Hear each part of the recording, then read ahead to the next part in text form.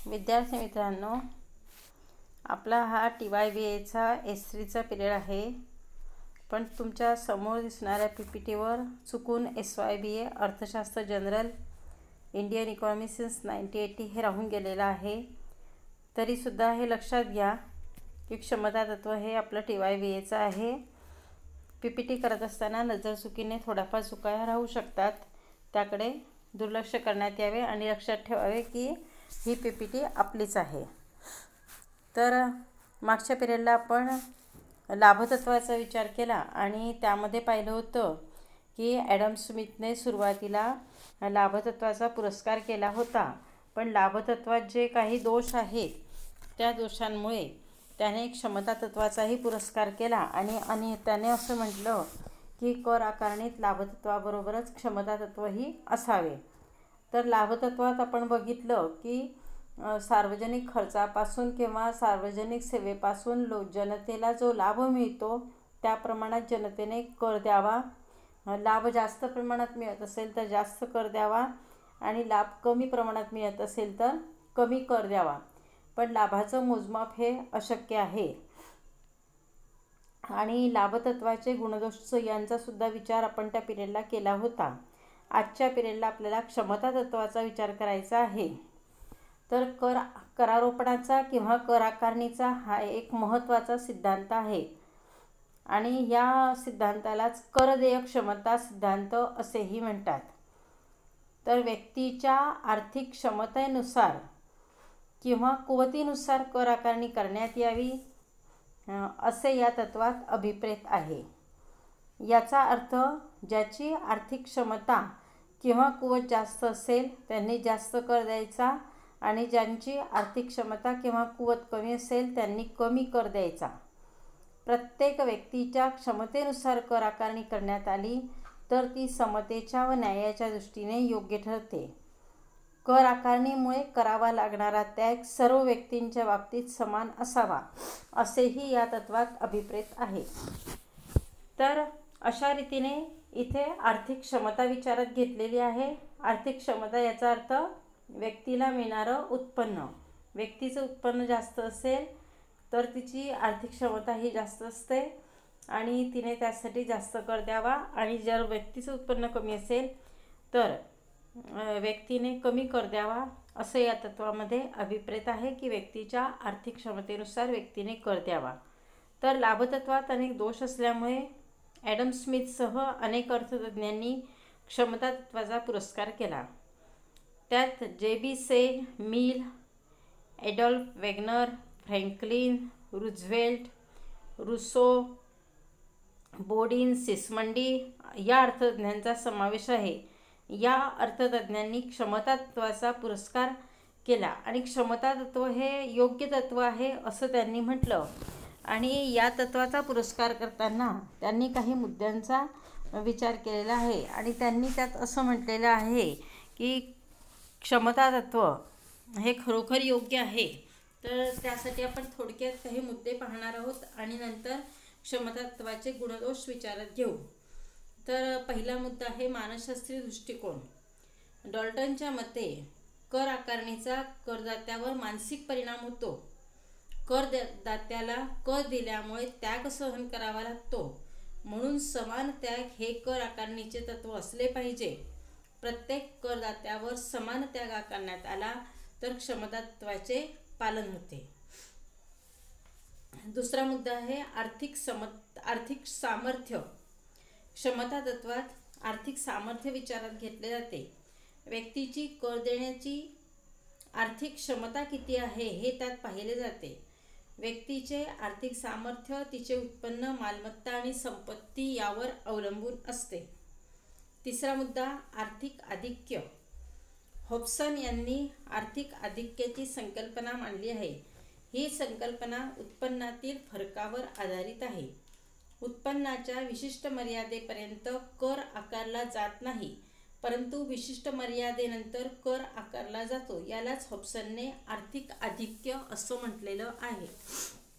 तर अशा रीतीने व्यक्तीच्या आर्थिक क्षमतेनुसार किंवा कुवतीनुसार कर आकारणी करण्यात यावी असे क्षमता तत्वात अभिप्रेत आहे।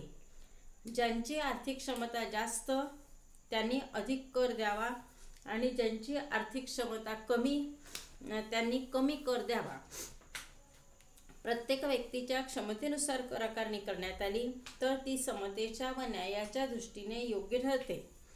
कर आकारणीमुळे करावा लागणारा त्याग सर्व व्यक्तींच्या बाबतीत समान असावा असेही या तत्वात अभिप्रेत आहे. घटत्या सीमांत उपयोगितेच्या तत्वानुसार क्षमता तत्व हे योग्य मानले जाते. व्यक्ती आपले उत्पन्न जीवनावश्यक वस्तू, सुखद वस्तू, चैनीच्या वस्तू यावर खर्च करते. व्यक्ती प्रथम जीवनावश्यक गरजा पूर्ण करण्याचा प्रयत्न करते, नंतर सुखद व त्यानंतर चैनीच्या गरजा पूर्ण करण्याचा प्रयत्न करते. याचा अर्थ जीवनावश्यक गरजा पूर्ण झाल्यावर व्यक्तीला जास्तीत जास्त उपयोगिता प्राप्त होते. सुखद वस्तू आणि चैनीच्या वस्तू यांच्यापासून त्या मानाने कमी उपयोगिता प्राप्त होते. म्हणून अधिक उत्पन्न असणाऱ्या लोकांवर अधिक कर आकारणी करण्यात यावी. याउलट ज्यांचे उत्पन्न कमी त्यांच्यावरती कमी कर आकारणी करण्यात यावी, कारण त्यांना आपले उत्पन्न आवश्यक गरजा पूर्ण करण्यासाठी देखील पुरत नाही. अशा लोकांना करमुक्त ठेवावे. अशा लोकांवर कर आकारणी करण्यात येऊ नये. तर क्षमता तत्वाचे मूल्यमापन आता आपण बघूया.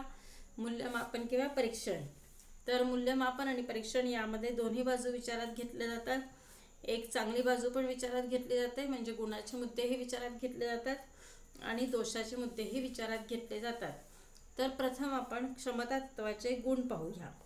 तर क्षमता तत्वाचे गुण पाहण्यासाठी आपल्याला काही मुद्दे विचारात घ्यावे लागणार आहे.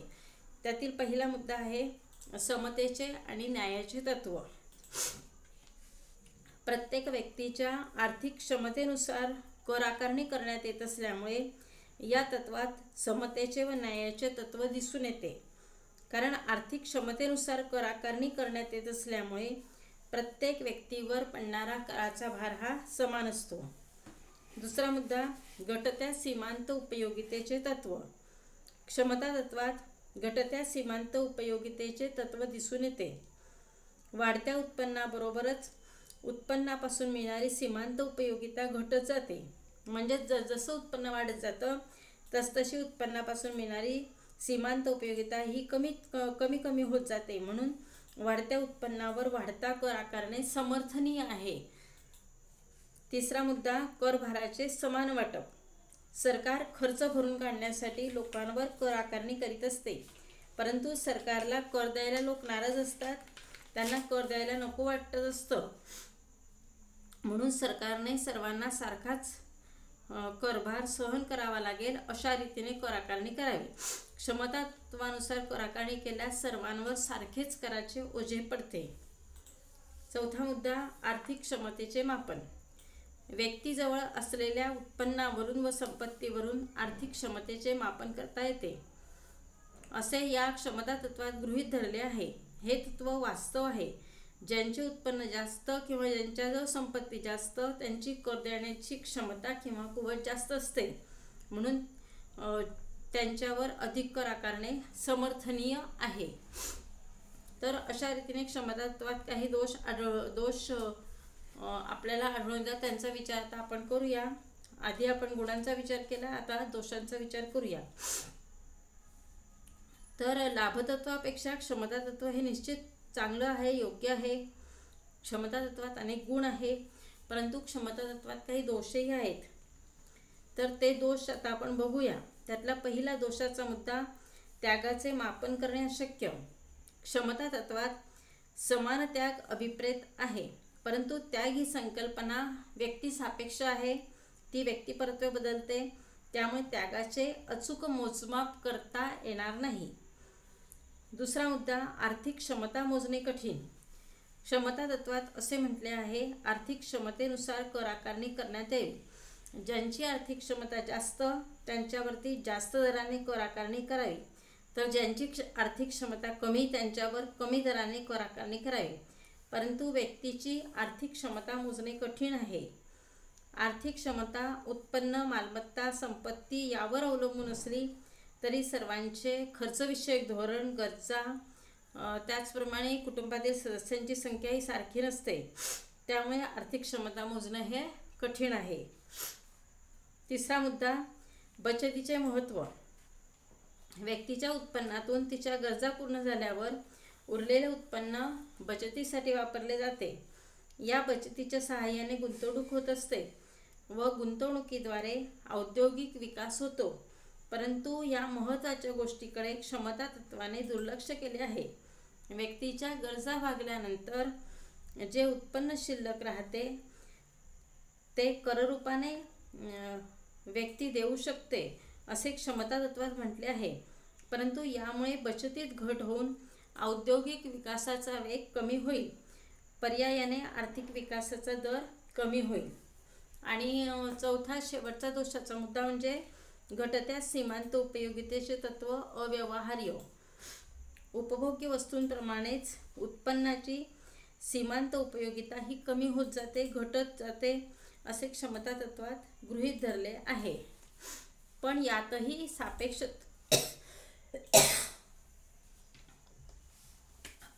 सापेक्षता आहे. काही लोकांना वाढत्या उत्पन्नाबरोबर वाढती सीमांत उपयोगिताही मिळू शकते.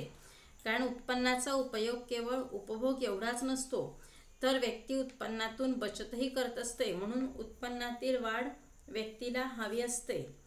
तर अशा रीतीने क्षमता तत्वात काही दोष आहेत, तसेच काही चांगले मुद्दे पण आहे. पण लाभतत्वाच्या तुलनेने क्षमता तत्व हे निश्चितपणे चांगलं आहे.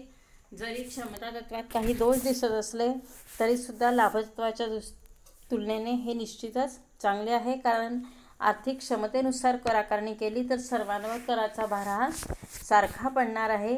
आणि